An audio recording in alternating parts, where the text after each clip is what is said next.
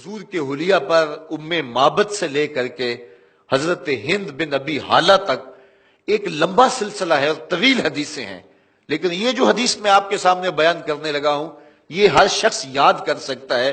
صرف 3 باتیں آپ نے بیان فرمائیں۔ ابید، سفید رنگ تھا حضور کا، چٹے رنگ کے تھے، بالکل چونے کی طرح سفید نہیں تھے، بلکہ اس کے اندر سرخی کی آمیزش تھی۔ یہ حضور کی رنگت کا حسن ہے اور جمال ہے۔ اور دوسرا لفظ استعمال کیا ملیحن، کہ حضور کا حسن نمکین تھا۔ ایک ہوتا ہے میٹھا حسن، دیکھنے والا تڑپ جائے اور اس کی نظر نہ ٹھہر سکے، اور ایک ہوتا ہے حسن ملیح، دیکھنے والا دیکھے اور پھر دیکھتا ہی رہ جائے۔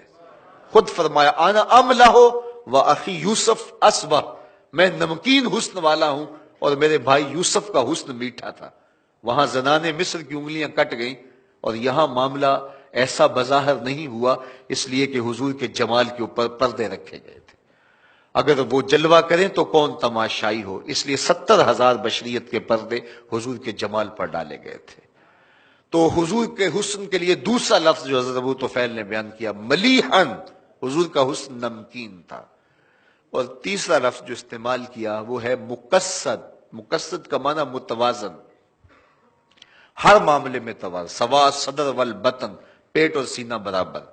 پیٹ اٹھا ہو سینہ پیچھے ہو تو حسن زائل ہو جاتا ہے، پیٹ چپکا ہو سینہ اٹھا ہو پھر بھی حسن زائل ہو جاتا ہے۔ لیسا بالطویل ولا بالکثیر، قد لمبا بہت زیادہ وہ بھی اچھا نہیں لگتا، پست قامتی بھی عیب ہے، درمیانی قد و قامت، ہر معاملے میں حسن۔ لیکن یہ بات آپ کو بتاؤں کہ حضور کا قد لمبا نہیں تھا، پست قامت بھی نہیں تھے، لیکن اللہ نے یہ شان دی تھی 10,000 کے اجتماع میں حضور بیٹھے ہوں یا کھڑے ہوں، اذا جامع الناس غمرہم، اللہ نے شان دی تھی۔ لمبے لمبے قد والے لوگ موجود ہوتے تھے، لیکن حضور تشریف لاتے تو حضور کے کندھے لوگوں کے سروں سے اونچے دکھائی دیتے۔ یہ اللہ اپنے محبوب کو شان عطا کی تھی۔ تو یہ 3 لفظ حضور کے حلیے کے حوالے سے یاد کر لیجئے۔ کان رسول اللہ صلی اللہ علیہ وسلم ابیض ملیحا مقصدا، یہ 3 لفظوں میں یاد کیا جا سکتا ہے۔ اور اگر عربی کے یہ لفظ یاد کرنے مشکل ہو تو تاجدار گولڑا نے پنجابی میں کامی سوکھا کر دیا ہے۔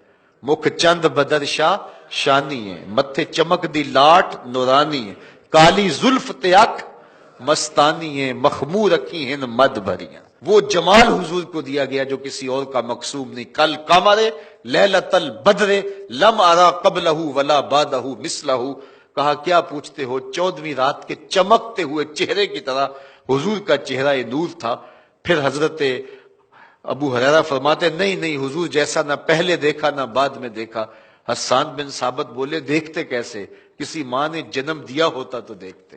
خدا نے اس سچائی پن چھڑیا جدے وچ محمد نو ٹالیا سی، حسینہ جمیلاں دا منہ موڑ دیتا، محمد بنا کے قلم توڑ دیتا۔ ثانی تو بڑی دور کی بات ہے، اس نبی کا تو سایہ بھی نہیں تھا، وہ اتنی بے مثل صورت، اللہ اکبر، مثل او در عالم مقام متصور نیست۔ اور اقبال نے کہا تھا روح مصطفیٰ ہے وہ آئینہ، کہ اب اس سا دوسرا آئینہ، نہ کسی کی بزم خیال میں نہ دکان آئینہ ساز میں۔ تو ممکن ہی نہیں ہے، خدا نے اس سچائی پن چھڑیا جدے وچ محمد نو ٹالیا۔ وہ سراپا خیر ہی خیر ہیں، سراپا رحمت ہی رحمت ہیں۔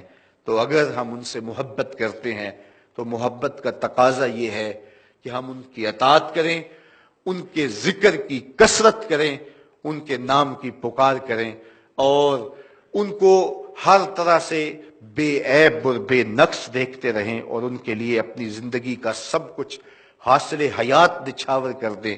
یہ تقاضا محبت ہے۔ اللہ جل شانہ ہمیں اس کی توفیق عطا فرمائے کہ ہم اپنی ساری زندگی حضور کے نام لگا دیں، جئیں تو حضور کے لیے، مریں تو حضور کے لیے۔ ایک تو یوں تے ہیں میریاں آساں دا سہارا، دس کنوں کراں جے تینوں نہ کراں یاد۔ زندگی کا سارا حسن ان کے نام سے، اور زندگی کا سارا جمال ان کے قدموں کی دھول ہے، اور اگر ان تک نہیں پہنچے تو پھر ہم نے کوئی سفر ہی طے نہیں کیا۔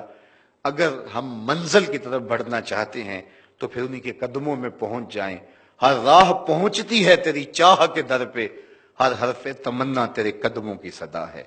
تو جو ان کے قدموں تک پہنچ گئے وہی سرمایہ زندگی پا گئے۔